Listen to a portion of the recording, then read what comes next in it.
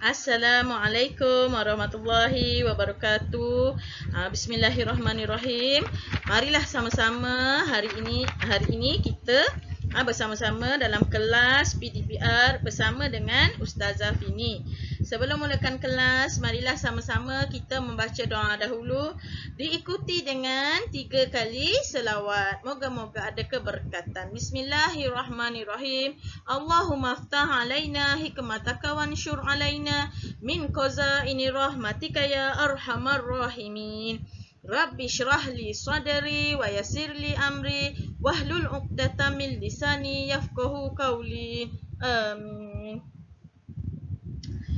Okey, jom kita tengok. Okey, selawat bersama-sama dengan Ustazah Sallallahu ala Muhammad, sallallahu ala Muhammad, sallallahu ala Muhammad. Selawat yang Ustazah baca tu namanya selawat Jibril. Selawat yang paling ringkas. Anak-anak boleh buat kat rumah bersama dengan ahli keluarga masing-masing. Boleh buat 100 kali sebab dia ringkas sangat. 100 kali pun kita buat, barulah 2-3 minit. Sallallahu ala Muhammad. Okey, selawat Jibril ni dia walaupun dia pendek tapi sama je pahala yang Allah beri. Maknanya pahala dia apa?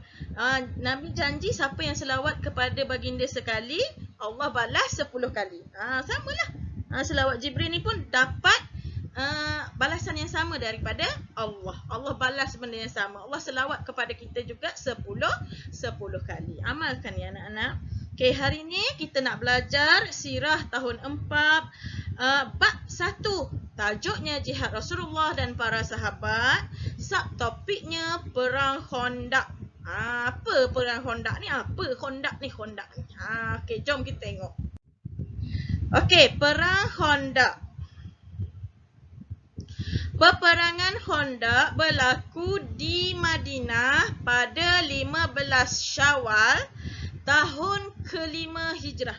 Banyak kali dah Ustazah ingatkan dalam kelas, kalau dia sebut tahun ke-5 Hijrah, ni tahun ke-5 Hijrah, maknanya peristiwa itu berlaku di Madinah. Bila sebut hijrah, tahun ke-10 Hijrah, tahun ke-12 Hijrah, tahun pertama Hijrah, tahun kedua Hijrah. Bila sebut ada perkataan hijrah ni, maknanya peristiwa itu berlaku di Madinah. Kalaulah dia sebut tahun ke-5 kerasulan, tahun ke-4 kenabian, tahun ke-10 kerasulan, itu maknanya berlaku di Mekah. Mekah masih lagi dipanggil tahun kenabian ataupun tahun kerasulan. Bila dah sampai ke Madinah, barulah disebut tahun hijrah. Okey. Khandaq bermaksud parit. Parit, tahu parit? Yang dibina di sekeliling Madinah. Ni parit. Parit tu maknanya kalau kita ni longkang lah kan? Longkang tepi rumah kita tu. Tapi ni parit lah dipanggil sebab besar. Parit tu dia besar. Luas dan besar. Dikenali juga sebagai Perang Ahzab. Kan kita kalau kita takbir raya, Ahzab kan ada kan disebut Ahzab. Okey, Perang Khandaq ni juga dikenali sebagai Perang Ahzab yang bermaksud tentera bersekutu yang menggabungkan puak-puak Quraisy, kabilah-kabilah Arab dan orang Yahudi. Perang Ahzab ni menggabungkan 3 puak. Perang Khandaq ni menggabungkan 3 puak, iaitu yang pertama puak Quraisy, kabilah Arab dan orang Yahudi. 3 puak ni memang nak jatuhkan semua Islam masa tu. Okey? Sebab berlakunya Perang Khandaq, kaum Yahudi diusir dari Madinah setelah mengkhianati perjanjian Madinah. Semasa Nabi memasuki Madinah, Nabi ni dilantik menjadi Raja Sultan ataupun Ketua Madinah, Ketua Agama. Ketua Madinah ni maknanya Kalau macam kita ni, siapa ketua kita? Sultan lah kan? Sultan yang di Pertuan Agong tu adalah ketua kita. Begitu juga dengan Nabi. Nabi ni mari je kat Madinah terus dilantik menjadi sultan. Jadi Nabi ni membuatlah undang-undang mengikut syariat Islam. Dari segi undang-undang jual beli, undang-undang pergaulan pun Nabi ajar. Lagi apa lagi? Undang-undang sosial, undang-undang ekonomi, semuanya Nabi gariskan mengikut garis-garis yang sesuai dengan syariat Islam. Contohnya sistem jual beli lah yang orang Yahudi marah sangat. Kenapa? Kerana masa tu orang Yahudi ni menguasai sistem jual beli di Madinah. Orang-orang yang miskin ditindas, orang-orang yang kaya semakin kaya. Kenapa? Mereka mengamalkan sistem riba, mereka mengamalkan monopoli, mereka mengamalkan yang kumpul barang tu. Mereka kumpul barang, lepas tu mereka jual pada harga yang mahal. Mereka ada perigi tapi mereka jual harga air tu dengan harga yang mahal. Jadi bila datangnya Nabi Muhammad ni ajar supaya membeli dengan sistem Islam. Tidak ada lagi sistem riba. Tidak ada lagi sistem jual beli yang haram ni. Jadi orang Yahudi rasa dia tertindas. Orang Yahudi rasa dia ni kuranglah pendapatan. Sebab sebelum ni bila mengamalkan riba ni mereka dapat banyak keuntungan. Tapi Islam ini membawa situasi win-win. Maknanya pembeli menang, penjual pun menang. Jadi orang Yahudi tidak boleh menerima ni. Jadi mereka pun mengkhianati perjanjian yang pada asalnya mereka telah setuju. Sebab siapa tak suka kan? Mereka sendiri pun berjual beli dengan cara yang menipu, yang ditipu. Dia jual beli pun dia pun rasa ditipu. Jadi masa awalnya mereka juga menghormati perjanjian ini. Kemudian mereka mengkhianatinya. Maka berlakulah peperangan Khandaq. Okey, bilangan tentera. Bilangan tentera biasanya akan masuk exam. Jadi Ustazah harap anak-anak ingat. Okey, anak-anak ingat, anak-anak tolong catat. Dalam bahasa Melayu pun tak apa, catat. Catat dalam buku teks. Okey, catat. Kalau anak-anak mau buka buku teks, muka surat 13 catat ataupun garis. Dah ditulis kat situ. Garis. Okey, tentera Quraisy dan Yahudi seramai 10,000 orang yang diketuai oleh Abu Sufyan. Abu Sufyan ni memang ketua penjahat lah kan. Dia ada 3 orang. Tahu Ustazah sok mau sebut. Ada 3 Abu. Abu Lahab, Abu Jahal dan Abu Sufyan. Walau bagaimanapun Abu Sufyan ni nanti dia akan masuk Islam. Okey, tentera Islam seramai 3,000 orang sahaja. Orang Islam pula 3,000. Orang kafir 10,000 orang. Kalau kita fikir dengan logik akal, 10,000 nak lawan 3,000. Dahlah Islam ni masa tu bukannya canggih sangat teknologinya kan. Apa yang ada sahaja untuk dibawa berperang. Okey, jom kita tengok lagi. Ketika Rasulullah bermesyuarat untuk persiapan peperangan, Salman Al-Farisi memberi cadangan agar menggali parit sepanjang jalan masuk ke Madinah sebagai benteng pertahanan. Cadangannya dipersetujui dan parit seluas 40 hasta digali. Okey. Salman Al-Farisi ni dia pun berilah cadangan. Okay, Rasulullah ni tertanya-tanya, kita nak buat macam mana ni kan? Kita nak buat macam mana ni supaya Nabi ini kalaulah berperang pun baginda sangat-sangat susah untuk membunuh pihak lawan. Tak. Biasanya kalau orang yang ada tawanan Nabi Muhammad ni, Nabi akan tanya, kau nak menjadi tawanan ke ataupun kau nak dilepaskan secara baik. Nabi ni memang tidak akan senang-senang nak ditikam orang, tak. Sebab Nabi ni sangat sayangkan pada umat dia. Tak kira lah kafir ke tak kafir pun, semuanya adalah umat Nabi Muhammad. Nabi sok mau kata supaya jangan memusuhi orang-orang kafir ni kerana mereka ni tidak tahu. Masa zaman Nabi ni mereka ni orang jahiliah, mereka tidak tahu Jadi Nabi menganggap mereka semua ni tidak tahu. Jadi Nabi sentiasa memaafkan. Sebab itulah ramai orang yang masuk Islam kerana sifat maaf Nabi ni. Jadi ketika bermesyuarat tu, Salman Al-Farisi ni memberi cadangan agar gali parit. Gali parit pula bukan macam longkang kat rumah kita. Tak. 40 hasta. Hasta ni lengan kita ni kan. 40 kali. 40 hasta. Gali juga parit sampailah 40 hasta. Lebar 40 hasta. Dalam lagi kan. Dah lah lebar, dalam pula. Jadinya tentera bersekutu terkejut setelah sampai di Madinah dan membuat percubaan untuk memasuki Madinah, tetapi gagal kerana dihujani anak panah tentera Islam. Keliling Mekah. Tak tahulah Mekah tu besar mana. Keliling Madinah. Ustazah pun tak tahulah Madinah tu besar mana. Sebab Ustazah masih lagi belum sampai ke Madinah. Ustazah harap anak-anak ni sudilah doakan Ustazah agak sampai juga ke Madinah. Jadi kalau ada mak-mak yang pernah sampai ke Madinah, besar itulah Madinah tu. Jadi Nabi dan orang Islam masa itu menggali parit keliling Madinah.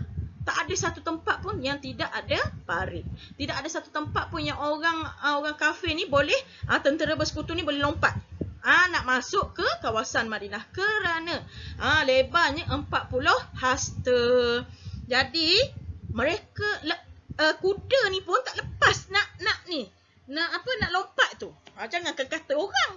Kuda pun tak lompat. Kuda kalau lompat jatuh ke dalam. Jatuh ke dalam parit. Okey. Ustazah baca sikit kat dalam buku teks ya. Muka surat 14. Apabila tentera bersekutu sampai di Madinah, mereka sangat terkejut melihat parit yang luas dan dalam serta menghalang mereka memasuki Madinah. Tentera bersekutu bertindak mengepung dan melakukan percubaan untuk memasuki kubu Islam, tetapi gagal kerana dihujani anak panah tentera Islam. Okey, tentera Islam pula dah tunggu dah dekat dalam Madinah ni. Ada benteng yang dia buat di tepi parit tu. Okey, tunggu sampai je orang panah. Okey. Berlaku sedikit perempuhan apabila tentera berkuda bersekutu telah berjaya melepasi parit di salah satu bahagian yang sempit. Ada satu bahagian yang sempit, lepaslah kan. Tentera bersekutu ni nak masuk satu bahagian tu. Ada dah tadi Ustazah cerita pasal tarikh kan. Tarikh berlaku tadi. Tarikh berlaku, peperangan Khandaq ni berlaku di Madinah pada 15 Syawal tahun ke-5 Hijrah. 15 Syawal, maknanya mereka baru sahaja melalui hari Syawal. Sebelum berlakunya peperangan itu, 15 Syawal tu maknanya bulan puasa. Bulan puasa, lupa tadi nak sebut. Mereka gali parit dalam keadaan mereka berpuasa. Bukannya macam kita ni. Tak ada, bukan bulan-bulan biasa. Mereka sedang berpuasa dan mereka menggali parit sekeliling kota Madinah. Sepanjang 40 hasta, selebar 40 hasta. Okey. Kita tengok lagi Okey, Nu'aim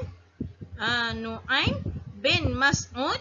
Okey, Nu'aim bin Mas'ud dari puak musyrikin telah datang daripada puak musyrikin telah menyatakan keislaman secara sulit dan bersedia membantu tentera Islam. Rasulullah mengharapkan Nu'am untuk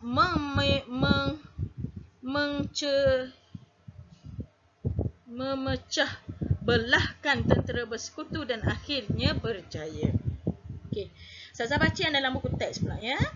Nu'aim bin Mas'ud dari puak musyrikin telah datang menemui Rasulullah, menyatakan keislamannya secara sulit dan bersedia menolong tentera Islam. Kemudian Rasulullah mengharapkan Nu'aim untuk memecah belahkan tentera bersekutu beliau telah berjaya menimbulkan persengketaan dalam kalangan mereka. Jadi Nu'aim ni dia kata dia pergi dekat puak Quraisy, dia kata begini.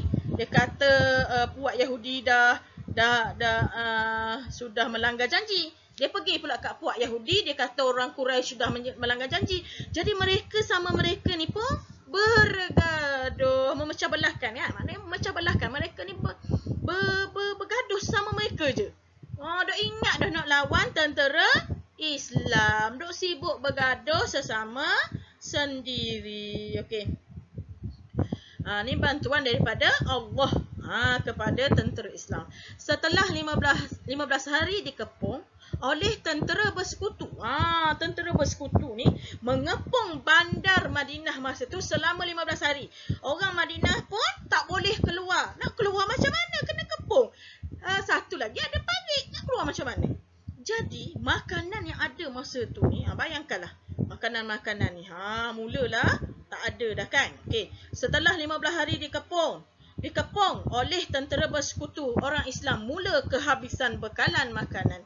Kemudian Allah menghantar angin kencang membawa debu, tanah dan batu-batu ke arah tentera bersekutu, lalu memusnahkan semua kelengkapan perang, barang-barang keperluan dan khemah mereka. Mereka segera melarikan diri. Datangnya pertolongan Allah Subhanahu wa Ta'ala. Okey. Bayangkan 15 hari tu. Orang Islam nak membeli, tak boleh nak membeli sebab tak boleh keluar masuk. Makanan dalam Madinah ni sudah habis. Makanan dalam Madinah sudah habis. Mereka terpaksa mencatu makanan. Okey, sehinggalah ada satu peristiwa yang best. Ada seorang sahabat Nabi ni, dia ada roti. Ustazah antara ingat dah lupalah, rasanya roti. Rasanya roti. Dia ada roti. Jadi dia ni sahabat-sahabat Nabi ni sudah diasuh jiwa mereka supaya menjadi kental, supaya tidak memikirkan diri sendiri, supaya memikirkan kawan-kawan sahabat-sahabat mereka yang lain. Okey. Jadi dia ada roti.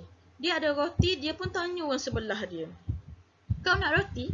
Padahal dia lapar. Dia pun lapar. Sebabnya dia pun tak makan juga kan, sama-sama lapar. Dah 3 hari dah, contoh saya kata dah 3 hari tak makan kerana sudah kehabisan makanan. Jadi mereka ni kelaparan. Tapi dia ada roti, dia pun tanyalah jiran sebelah dia. Bukan jiran lah, kawan dia lah, kawan yang sama-sama nak berperang ni lah. Jadi dia pun tanyalah orang tu, "Awak nak roti?" "Saya ada sebuku roti." Lepas tu dia pun beri pada orang tu. Orang tu pula, dia pun teringat sebelah dia tu jiran kawan peperangan dia tu yang sebelah lagi tu, dah 5 hari tak makan. Pun beri. Kawan tu kata, ada orang lagi yang lama dah tak makan. Beri lagi. Akhirnya roti tu sampai balik kepada orang yang mula-mula memberi tu.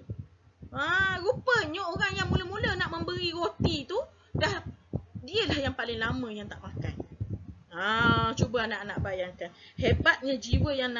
Hebatnya jiwa-jiwa para sahabat Nabi yang diasuh oleh Nabi sendiri, yang dididik oleh Nabi sendiri.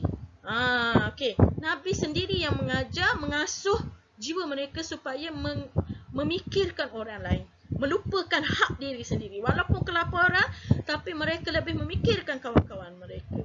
Jadi kita ni sebagai umat Nabi Muhammad perlu mencontohi, banyak baca buku sirah supaya kita ni mengikuti perangai-perangai sahabat-sahabat Nabi yang indah ini. Tengok kawan kita lupa nak bawa duit pergi sekolah, bantu. Tengok sahabat-sahabat kita yang anak yatim, yang sudah kehilangan ibu ayahnya, kita berkawan baik dengan mereka, menjaga hati mereka. Faham? Inilah yang Nabi ajar, inilah yang Nabi asuh para sahabat baginda supaya jiwa mereka menjadi ketar. Kita pun boleh ikut kerana kita ada sirah yang boleh kita baca, kan? Kita boleh ikut sebab kita pun nak jadi umat Nabi Muhammad yang terbaik. Kita pun nak menjadi orang yang dikenali Nabi di akhirat nanti. Bukan setakat kat dunia ni saja. Kita nak sampai kita di akhirat itu. Ustazah harap anak-anak dapat sesuatu hari ini. Janganlah kita nak mementingkan diri lagi. Bukan dunia dia dah sekarang kan. Dengan COVID-nya, tengok jiran-jiran sebelah rumah kita, tengok kawan kita. Kalau kawan kita dah tak ada duit, apa salahnya kita memberi kan. Sama-sama kita mengikuti perangai dan akhlak Rasulullah yang sangat-sangat hebat ini. Kekasih Allah. Walaupun Nabi itu manusia, tetapi Nabi ini sesungguhnya manusia yang luar biasa kan. Okey. Ustazah tahu anak-anak semua nak mengikut akhlak Nabi yang indah ini kan. Suka memberi, suka menolong kawan-kawan yang lain. Okey, sampai Ustazah rasa dah sampai kat sini sahajalah. Antara poin-poin penting yang anak-anak kena. Maka Ustazah lupa nak cakap. Jadi peperangan Khandaq ni tidak ada seorang pun yang terbunuh. Tidak ada. Peperangan ini berjalan dengan lancar lah. Tidak ada sebarang peperangan. Macam mana nak membunuh orang sebab tentera kafir Quraisy ini tak boleh masuk ke Madinah. Tidak boleh. Jadi tidak ada berlaku sebarang peperangan. Jadi maka menanglah tentera Islam. Tidak ada yang terbunuh. Maka menanglah tentera Islam. Sedang eloklah kita tentera Islam masa tu meraihkan Syawal. Maka mereka meraihkan kemenangan juga di atas peperangan Khandaq ini. Okey, sampai kat sini sahaja. Ustazah harap anak-anak ingatlah fakta-fakta penting, antaranya berapa jumlah tentera Islam dan tentera kafir bersekutu dan bilakah berlakunya peristiwa perang Khandaq ini. Okey, sampai berjumpa lagi minggu depan insya-Allah. Okey, terima kasih anak-anak. Assalamualaikum warahmatullahi wabarakatuh.